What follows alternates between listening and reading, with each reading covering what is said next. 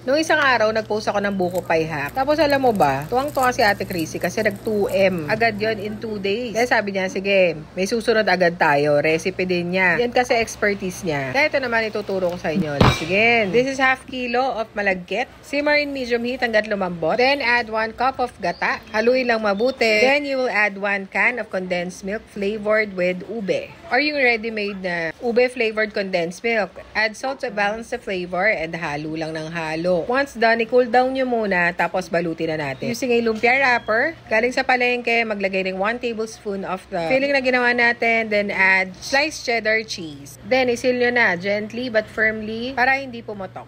Brush with water, mix with cornstarch, and that's it. Magpipirito na tayo. On a non-stick pan, medium heat, coconut oil. We will do deep fry until golden brown. Pag okay na yung one side, baligtarin nyo, then add 1 tablespoon of brown sugar. Hindi matamis yung filling na ginawa natin kanina. Kasi nga, lalagyan pa natin ng sugar in the end. Basta haluin nyo hanggat hindi dumidikit yung sugar. Didikit yan. And you are done. Nakagawa ka na ng ube cheese. Turo na, napakasarap. Magtabi ka ng condensed milk ha, tapos drizzle mo on top. Oh my God. Gosh, napakasarap niya. Kahit yung mga nagda-diet, kakain yan. Kaya pikit kayo. Ano pa request nyo? Comment kayo ah.